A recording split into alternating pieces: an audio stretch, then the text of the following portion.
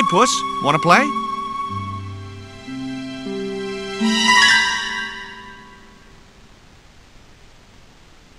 Hey, Cat. Watch where you're putting those claws. A cute little putty-tat. Actually, no. It was a mangy old flea bag. It was busily torturing a red ball. Hi, my name's George Stobart. Good afternoon, Mr. Stobart. Would you care for tea? No, thank you, ma'am. I don't like tea. I've been talking to Rio, the little fisher boy. I'll thank you not to mention that little wretch in my presence. Dirty little whelk. Nasty fishy boy. That will do, Mina. I gather you don't have much time for the little boy. That child is a delinquent, Mr. Stobart. Yeah, well, he's only, what, 11, maybe? A knave with one hand on the tops. What is it about Rio that you don't like, Miss Frost? Well, once upon a time, he and Emily... Be quiet this instant, Mina.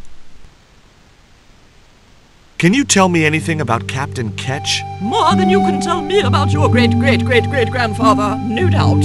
You're his descendants? Certainly. Captain Ketch was born in Dorset, England, in the reign of King Henry VIII.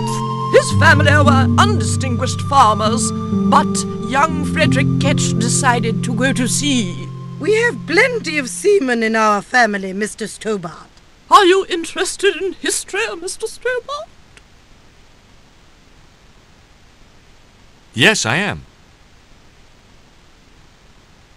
Is it true Frederick Ketch was a pirate? Frederick Ketch was emphatically not a pirate. They hanged him, you know, down there on the beach in front of his family. Didn't bother with a trial, just whipped him out from his breakfast table and hoisted him up in chains. Well, if he wasn't a pirate, what did they hang him for? Envy. Pure green-eyed envy. He had been a successful privateer, you see, and had accumulated great wealth. As rich as a mink in a paddock. Shut up, Mina. Yes, Frost. The small-minded governor and his lackeys wanted his money, trumped up some ridiculous charge about breaking the conditions of his letter of marque, and hanged him like a common thief. The blackguards! Letter of marque? The document that permitted him to engage and destroy the enemies of the crown. The difference between a lawful privateer and a pirate. Yoo-hoo!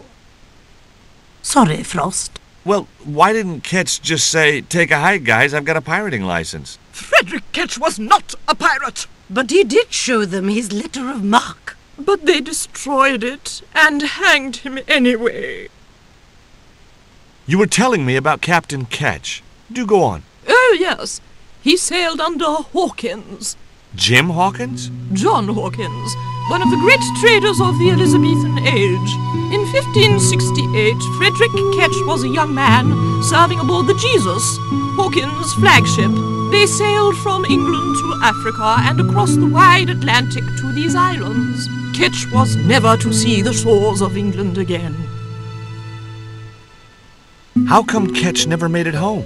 Because the Spaniards sank the Jesus in an act of treachery. You said Hawkins' fleet traded between Africa and the Indies. What was it they were trading? Black men with no shirts.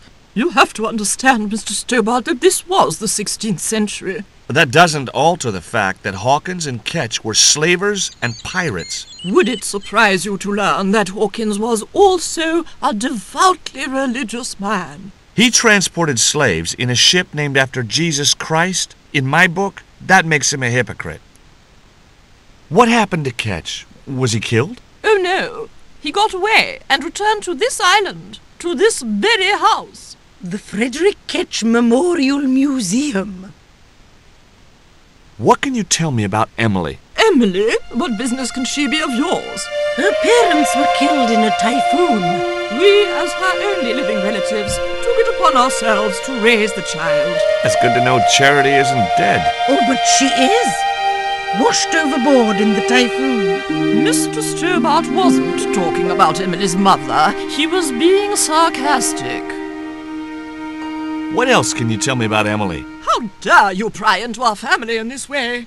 I refuse to answer any more of your impertinent questions. Is that your cat? Yes, it is. That's Ruddles. Do you like cats, Mr. Stobart? Not when they draw blood. Do you think I need a tetanus shot?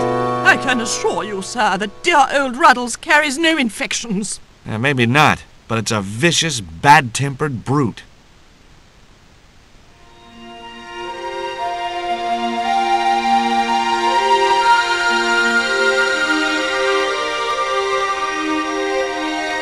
It was locked. The house is closed. How come? It is undergoing refurbishment. Refurbishment? Where are the workmen? Preparation is half the work, young man. The intention is to prepare the museum for the new century. The Frederick Ketch Memorial Museum. It would look nice in neon. A museum for a pirate? There was a stony silence. As I have already told you, sir, he was not a pirate. It's precisely this sort of vile misrepresentation that Mr. Bronson is seeking to rebalance. Oh? How? Mr. Bronson has kindly agreed to undertake the museum's refurbishment at a very reasonable price. He understands the importance of a sense of history. Funny. That's not the impression I got of Bronson at all. He also understands spherical geometry. Mina? Well, he does. Listen, ma'am, I came a long way to visit this place. If we make an exception in your case, everyone will want to get in. Pardon me, but I didn't exactly have to fight my way through the crowds. You're the second visitor we've had today. No, I'm sorry, but it's impossible.